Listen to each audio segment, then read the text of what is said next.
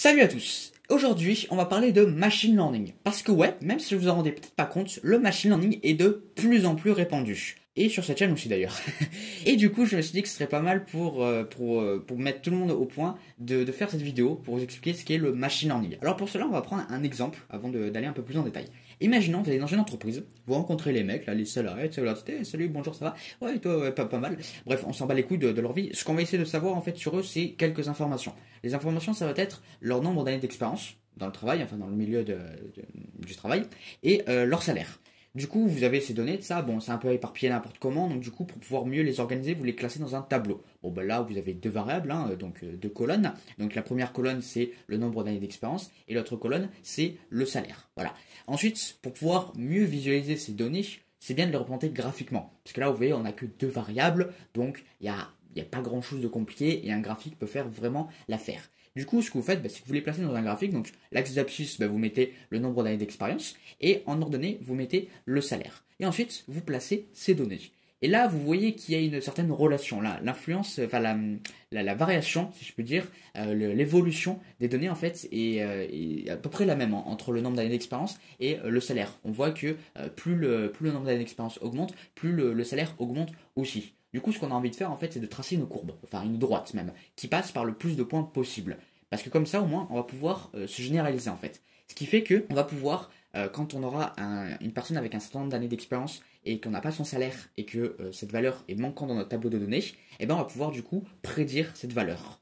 Bon, prédire, c'est peut-être un petit peu le mauvais terme, on préfère l'employer comme ça, mais c'est vrai que c'est pas tout à fait le bon terme parce que on ne détermine pas un événement futur, mais on détermine une valeur manquante. Et du coup, c'est à ça que va servir cette fonction, c'est qu'elle a trouvé une corrélation entre toutes ces données, et du coup, elle permet de se généraliser et de nous permettre de pouvoir prédire des valeurs que nous n'avons pas.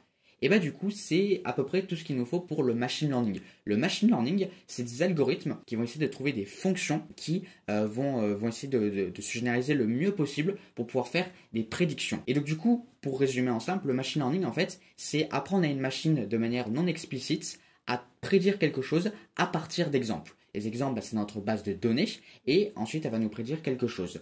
Donc, ça va être des variables qu'elle va essayer de prédire, et elle va prédire ça à partir d'exemples qui sont eux aussi des variables. Nous avons des variables d'entrée. Si on prend juste notre exemple, notre variable d'entrée n'a qu'une seule, on va l'appeler x. Donc notre variable d'entrée, c'est le nombre d'années d'expérience, et notre variable de sortie, c'est y, le salaire. Et du coup, on va prédire y en fonction de x. Ouais, ça se ramène beaucoup du coup ce que vous aviez à l'école avec les fonctions et la courbe y est égale à f de x, ou y est égal à ax plus b. Ax plus b étant une fonction affine, donc exactement en fait le cas que nous avons ici. C'est juste une fonction affine avec un coefficient directeur et une constante. Et du coup, le machine learning va nous permettre de trouver cette fonction sans que nous ayons à le faire, sans que nous ayons du coup à faire voilà, ce qu'on peut faire à l'école, donc c'est-à-dire par exemple faire la méthode des escaliers par exemple, ou d'autres méthodes. Ça va le faire tout seul avec les algorithmes de machine learning. Bon, évidemment, l'exemple que je vous ai montré ici, est-ce qu'on a vraiment besoin de machine learning pour pouvoir trouver la fonction qui va permettre de se généraliser et de faire des prédictions? Non, pas vraiment. Mais, vous le savez très certainement, notre monde n'est pas aussi simple que ça. Quand il y a un résultat, ça ne dépend pas, ou très rarement, ça ne dépend pas que d'un seul facteur. Ça va dépendre de plusieurs facteurs. On va prendre pour cela un autre exemple. Imaginons que vous êtes sur la page YouTube, et la page d'accueil de YouTube, et vous vous rendez compte que sur la page d'accueil de YouTube, vous avez plein de vidéos de différentes personnes qui sont sorties à différentes époques, qui font différentes longueurs, qui sont dans différents genres, tout ça, et vous vous rendez compte en plus que ça varie d'une journée à l'autre et d'un utilisateur à l'autre. Et bien là, en fait, on a un cas de machine learning. On a en fait tout simplement un cas de machine learning parce que il va falloir en fait trouver des vidéos qui vont correspondre aux attentes de l'utilisateur. Et le truc, c'est que un humain ne peut pas s'en charger en fait. Pourquoi? Parce que les vidéos qui sont susceptibles de plaire à quelqu'un, il y a tellement de facteurs qui rentrent en jeu. Donc, des variables quoi. C'est-à-dire que les facteurs, ça va être par exemple la longueur des vidéos, quand est-ce qu'elles ont été postées ces vidéos, s'il les a aimées, s'il ne les a pas aimées, s'il les a commentées, s'il les a partagées, s'il les a regardées longtemps ou pas.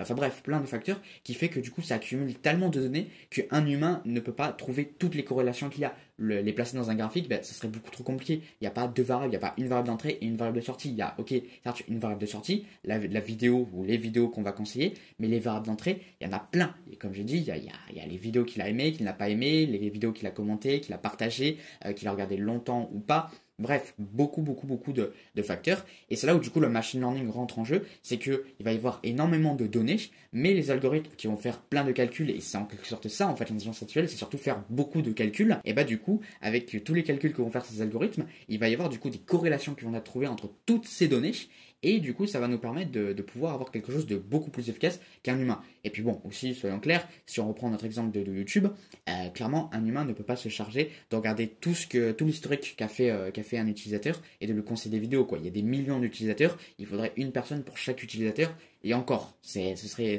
assez compliqué quand même pour certains utilisateurs.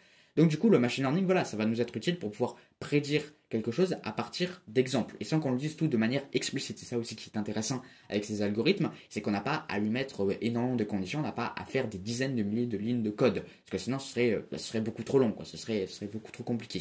Donc voilà, du coup c'est ça qui est le machine learning, c'est que nous avons des algorithmes qui vont nous permettre de simplifier des prédictions à partir d'exemples. Donc ces exemples, ça va être dans des bases de données, ou des datasets, comme on peut appeler ça.